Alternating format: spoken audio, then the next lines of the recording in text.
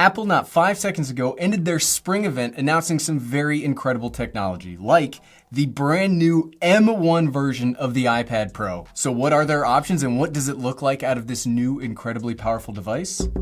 Let's find out. What's up everyone, I'm the Everyday Dad, and if I can figure it out, you can figure it out. So yesterday I was not very excited about a brand new iPad Pro.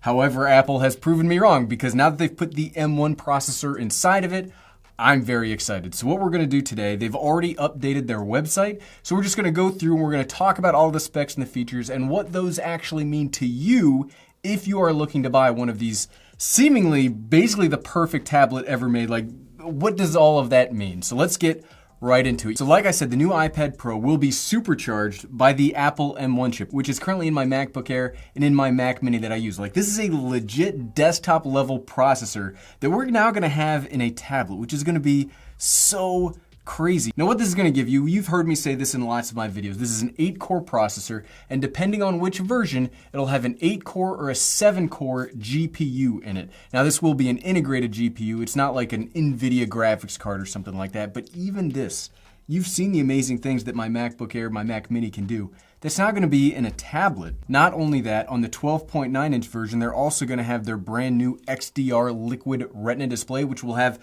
what they said was up to 10,000 mini LEDs inside of it. What this will do is give you the same kind of color accuracy, the contrast, and the sharpness that you'll get on that incredibly expensive Super XDR display that they sell, which the stand was like $1,000 by itself. Well, that kind of screen technology is coming to the ProMotion 120 Hz refresh rate kind of option from the iPad Pro.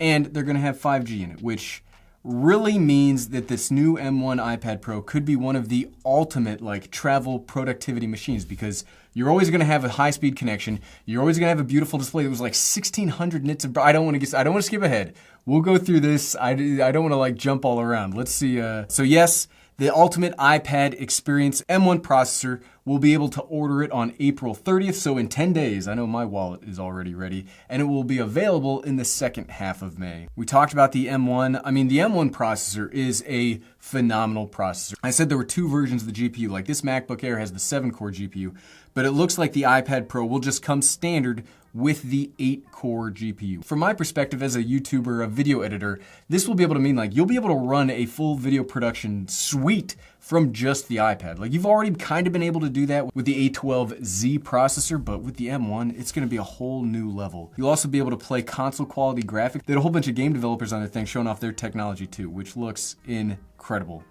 Talking about that 12.9-inch liquid retina XDR display, you can see a 1,000,000:1 contrast ratio, 1,000 nits of full screen brightness, and 1,600 nits of peak brightness.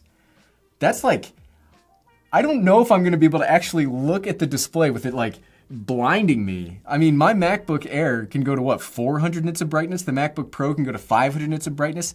1,600 nits of brightness means that in direct sunlight, we'll probably be able to easily see this display. It also has Apple standards like P3 wide color True Tone. It'll have that ProMotion to have a little bit smoother response on the display when you're switching or playing games on it, which is pretty impressive. If we're gonna have console quality games, it'll be nice to have up to 120 Hz refresh rate, because games look better and play better when you have a faster refresh rate. When it comes to like browsing the internet or watching videos, no, you don't really need a fast refresh. But if you're gonna market your product as a game platform, yeah, that extra refresh rate really helps. 100 nits, that's just crazy. Even the 1,000 nits, that's wild. 10,000 mini LEDs. When they did the explanation of all the mini LEDs and the display, it sounded like actual magic. It seemed like Apple was saying actual magic when we were able to do this. And the design, it's only 6.4 millimeters thin. That's just so crazy. That's so crazy to me. The 11-inch will not have the Super XDR display, but it will have 600 nits of brightness just like last year's model. True Tone ProMotion P3. It'll still be a good display. It just won't be the absurdly awesome mini LED display from the 12.9. I normally buy 11-inch iPads. You've seen me for years here on the channel. I've talked about 11-inch iPads. Probably gonna buy the 12.9-inch for this one. 5G, I think 5G is a very smart move for this. Again, like I said, meetings now happen when we're working from home, but as we start traveling more and more, you don't always want to have to use like a hotel's Wi-Fi, because let me tell you, as somebody that has tried to upload videos or create content on the go, or even have meetings on the go, using hotel Wi-Fi, it sucks really bad because generally they pay for like potato-fi, like potato Wi-Fi. Get it? The dad joke.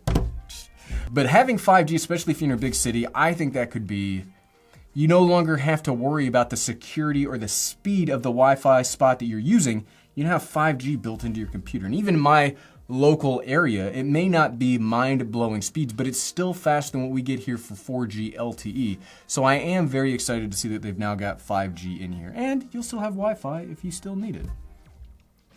Wi-Fi 6 will be built in. They did talk about a new camera for the iPad Pro, like an ultra-wide camera. Look, ultra-wide cameras are on everything now because YouTubers, we love ultra-wide because it lets us show everything. This is not ultra-wide. This is what you would call a standard focal length of roughly 35 millimeters, but ultra-wide just gives so much more field of view. And the way that they demonstrated it during the performance, oh, here, you can see it right here.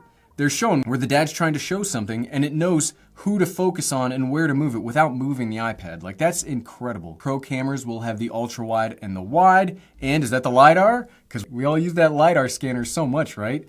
We will also have the ISP, the image signal processor from the M1 MacBooks, which it's great. I'm glad it's there, but it doesn't necessarily make the cameras look all that much better, especially if we're using it for like Zoom calls or web conferencing meetings. But I am excited to see that hopefully that ultra wide will allow for more things like when we're doing our meetings and making it a little better for the front facing camera. The LiDAR scanner, I'm hoping. I think someday it'll happen. I've used mine like twice now. But so this is a prediction that I made that actually came true, this is one of the most exciting things about the new iPad for me is Thunderbolt. So the iPad Pros have had USB-C since the 2018 model, but now they're gonna have Thunderbolt 4. So what that means is you're now gonna be able to take your iPad Pro and plug it into more of your productivity and creative workflows. You will get so much better transfer speeds. Yes, Thunderbolt 3 and Thunderbolt 4 are not all that much difference. It's really about the amount of things that you can use for Thunderbolt 4 as opposed to Thunderbolt 3. But going from the older USB-C we had on the iPads to the new Thunderbolt 4, it's gonna be, what I think this is really gonna let us do is can you see this? What I think that this is going to allow us to do now that we have the M1s and Thunderbolt 4 is we're going to be able to, can you see this? We're going to be able to plug our iPad into a display and get the full display resolution. One of the biggest complaints that I've had about the iPads for the last couple of years is when you do plug it into an external display, you get that like crop in on the side. So you lose a little bit of information and it becomes like a 4:3 aspect ratio, which in 2021, 2020, like even 2019 and 18, that was not okay, and it was a huge problem with the iPad. But now with this new chip and this new connection, I think we're gonna have perfectly fine ultra-wide ability from the iPad, which is gonna be, It's like everything that I had a problem with on the iPad, battery life, connections, display compatibility, they've fixed it all here while also giving us this could be the most powerful tablet ever made. And we get new accessories, and I love accessories. The Magic Keyboard, the Apple Pencil. And the reason, if you watch the video, the reason I apparently don't use my Apple Pencil enough is I haven't tried glass cutting with it enough. So maybe we'll try glass cutting with the Apple Pencil and see if that's something that will get me to use it more often. I'm very excited about I love the Magic Keyboard. You've heard me talk about this a lot, but the Magic Keyboard in white, very excited about that. Those are all the big features that we were talking about. Let's talk about pricing. Let's spec one of these out, and what would I buy and what would I recommend that you buy? So we can see here, we've got the iPad Pro. The standard version comes in at $1099, which is not a bad price for everything they're throwing in here. Let's do silver, because we will be getting that white keyboard. And we can go up to a 2 terabyte option. So it starts at 128 gigabyte. Okay. I would have preferred it start at 256, just like the MacBooks. If we're going to call it a Pro device, even the MacBook Air has 256 as base model, so kind of wish they'd done that. 128 gigabyte at $1099, up to 2 terabyte at $2199. I never use that much storage on my iPad, so I'll probably go with the 512, which will bring me up to $1399, and I will 100% be getting the version with 5G. $15.99, no engraving. That's probably a pretty good creator or productivity model. Getting the big version, getting silver, because that white keyboard looks so good. 512 gigabytes of storage, I think is going to be enough. Wi-Fi plus cellular, no engravings, $15.99. Now here's really going to be the crutch, right? So do you need Wi-Fi connection, and do you need the faster display, and do you need some of the other cool things in the iPad Pro? If not, The MacBook Air still makes an awful lot of sense because you can find these refurbished, for like $899 now. You'll get the same processor, you'll get one less GPU core, you'll have a worse display. Like straight up, you'll have a worse display than on the iPad. But is that display worth twice the money? Well, here, let's change it up. Let's change this to $256. So now we're at $1,400. So is that display worth the extra money? Because not only is that display, you're still going to have to buy the Magic Keyboard and the Apple Pencil if you want those additional functional pieces. Is it worth it over the MacBook Air when the MacBook Air already has two Thunderbolt 3 ports? It doesn't have Thunderbolt 4, but it does have Thunderbolt 3. It has 256 gigabytes standard. Is that display with its touchscreen functionality, with its mini LED, with its incredible contrast ratio, is it worth almost double the price?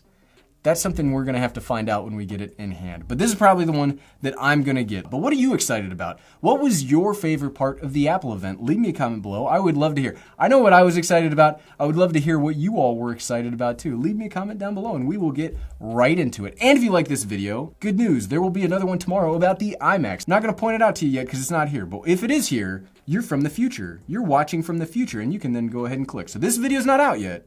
When it is out, I'll put it right here. Thanks for watching.